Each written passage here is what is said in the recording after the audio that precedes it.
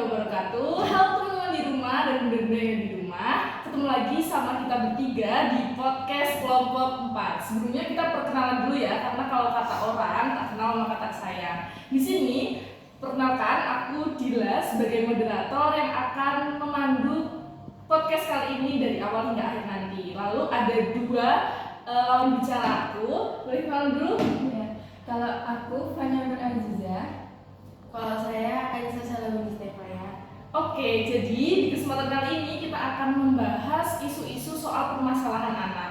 Jadi seperti yang sering kita lihat ya, kalau ternyata masih banyak anak-anak usia dini yang sulit mengontrol diri dan masih bingung nih dia tuh perasaannya apa, betul banget gak? Iya. Udah pernah ngeliat di sekitar kalian kalau ada anak yang nggak tahu nih pengen apa malah menangis gitu, pernah nggak? Bener banget ya, bunda-bunda di rumah ternyata masih banyak anak yang sulit untuk mengontrol emosi diri. Nggak cuma di rumah, mungkin di sekolah juga. Pernah nggak Syahla dan Fanya pernah melihat anak-anak yang sulit diatur emosinya? Pernah. Oke, bunda-bunda di rumah, sesuai dengan topik yang lagi kita bahas dan mungkin bisa jadi ilmu nih buat bunda-bunda di rumah tentang gimana sih cara mengontrol emosi anak dan mengontrol mood anak. Kan sering banget nih kita lihat kayak anak-anak yang sulit tahu ini anak kira-kira lagi senang atau lagi sedih, terus mereka juga belum bisa mengungkapkan. Nah, mungkin dicontoh di tempat-tempat observasi Fania, kira-kira pernah ada nggak anak yang sulit mengontrol emosi? Pernah. Kan saat aku observasi ya di TK, ada anak tuh yang kayak mau main sama temennya, tapi temennya tuh nggak mau. Jadi dia tuh kayak nangis gitu loh. Nangis. Jadi dia maunya dimengerti ya. Iya. Dan emang di usia anak yang sedang masa-masa mulai bersekolah di TK atau di PAUD, mereka pengennya dimengerti sama teman-temannya. Betul banget. Dan Fanya nih sebagai gurunya mengarahkannya gimana ke anaknya? Mungkin kalau aku ya saat observasi itu aku itu lihat kayak gurunya itu memberi waktu ke anaknya mengeluarkan emosinya.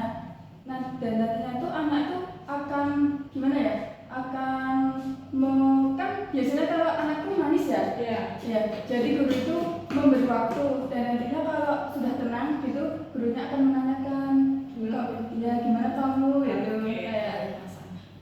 Oke, berarti yang Fanya lakukan pada saat observasi itu memberi space waktu untuk anak biar anak itu bisa inhale exhale dulu supaya anak bisa berpikir juga kira-kira jalan keluarnya itu apa sih. Oke, dari apa yang sudah kita bahas nih tentang contoh salah satu contoh anak sulit untuk mengontrol emosi, kira-kira kalau dari Syahla dan Fanya, menurut kalian faktor penyebabnya tuh sebenarnya apa sih kalau kenapa anak sulit untuk mengontrol emosi?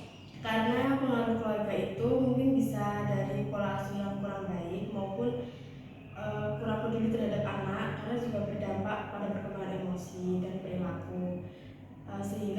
Sehingga anak itu sulit untuk mengelola emosi dan berinteraksi dengan keluarga maupun yang berada di sekelilingnya. Mungkin perlu adanya kasih sayang terhadap anak. Oke, betul banget. Jadi faktor utama anak-anak itu sulit untuk mengontrol emosi itu dari keluarga ya, karena anak itu pertama tahu apapun itu pasti dari keluarga, dari ayah, dari ibu. Nah, oke, betul banget Syahla.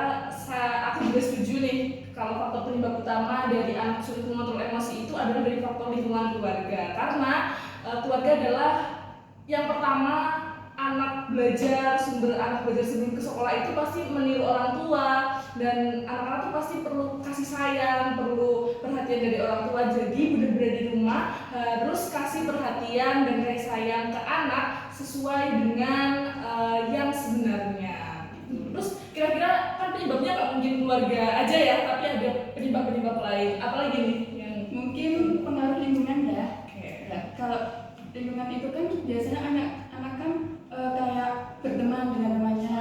Mungkin temannya itu ada yang kayak nada bicaranya kayak tinggi gitu. Nah, nanti temannya nanti itu kayak meniru gitu. Oke, betul banget.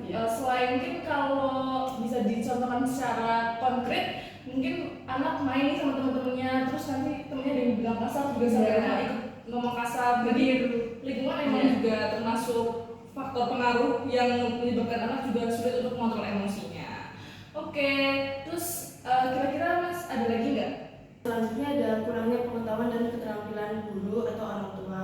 Mungkin guru dan orang tua itu perlu memahami cara yang tepat untuk menangani masalah emosional. Kadang kan anak tuh kalau misalnya lagi berantem atau nangis atau gimana itu mungkin guru atau orang tua itu bisa memberikan penjelasan, mungkin seperti mengalihkan perhatian dan mengajarkan teknik relaksasi. Oke, berarti itu terkait dengan gurunya, gurunya juga harus pandai selain orang tua, selain orang-orang di sekitar rumah, terus lingkungan yang anak temui, itu guru juga berperan penting dan menjadi faktor kira-kira anak itu bisa mengontrol emosi atau tidak. Oke, dan mungkin yang lain dari internal anak, dari sisi anaknya adalah karakteristik anak yang berbeda-beda. Nah, di karakteristik anak ini mungkin masih ada anak yang memang kurang dalam mengontrol emosi atau dia ada kekurangan dalam memahami, karena tidak semua anak itu bisa menangkap secara maksimal dan tidak semua anak itu sama. Jadi itu yang menjadi permasalahan juga. Lalu ada beberapa anak yang memiliki keterbatasan sosial emosional, betul kan udah sering dijumpai ya juga.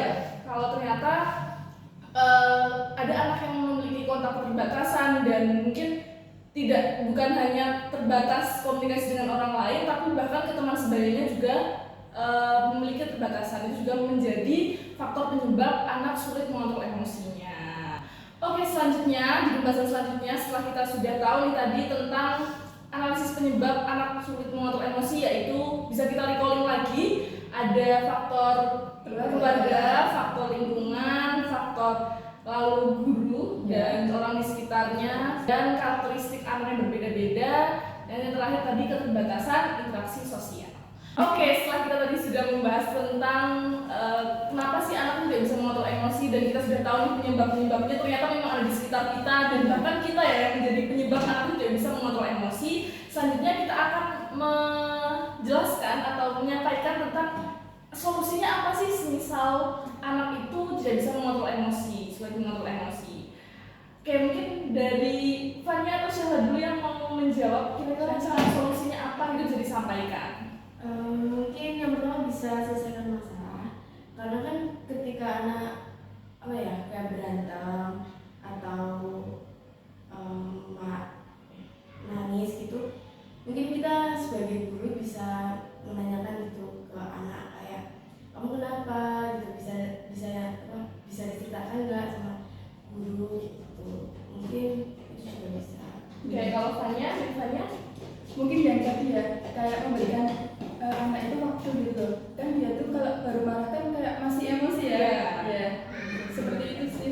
Oke, mudah-mudahan setelah tadi kita sudah tahu ya dari Syahla dan Fanya kalau ternyata bisa solusinya adalah dengan memberikan anak waktu, lalu mencari rancangan masalah yang harus diselesaikan itu bagaimana, lalu kita juga harus mengenalkan anak tentang emosi negatif. Jadi tidak hanya emosi positif ya, tapi juga harus memperkenalkan emosi negatif. Kita harus menanamkan ke anak bahwa nangis itu nggak apa-apa loh, tapi bukan artinya kita membiarkan anak menangis, tapi itu merupakan salah satu ekspresi emosi anak yang wajar dan nggak boleh kita tahan-tahan, malah itu nanti akan menyebabkan hal-hal negatif lain. Lalu saat anak ada masalah tersebut, kita juga harus paham pemicunya kira-kira apa sih. Kan tadi udah banyak ya penyebabnya dari lingkungan. Nah itu kita juga harus paham nih kira-kira pemicunya apa supaya kita tahu kita harus ngapain. Semisal masalahnya ternyata dari lingkungan, pertemanan yang gak baik, otomatis kita harus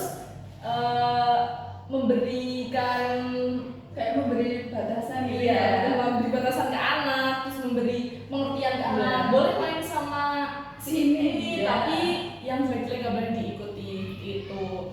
Lalu tidak lupa kita juga harus ngasih pilihan ke anak. Betul nggak? Setuju nggak kalau ngasih pilihan itu juga perlu? Setuju banget karena anak tuh nggak boleh selalu dituntun, tapi kita harus memberikan anak tuh juga pilihan biar mereka bisa berpikir kritis. Oke.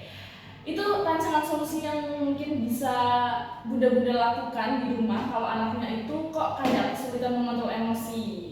Oke, di pembahasan terakhir ini kita akan membahas tentang kira-kira program pengembangan stimulasi anak untuk mengontrol emosinya itu apa aja sih, dan pastinya akan melibatkan lingkungan, melibatkan orang tua, melibatkan orang di sekitar.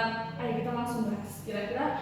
Kira-kira apa nih program stimulasi yang bisa dilakukan Bunda-Bunda di rumah dan atau siapapun yang menonton video ini?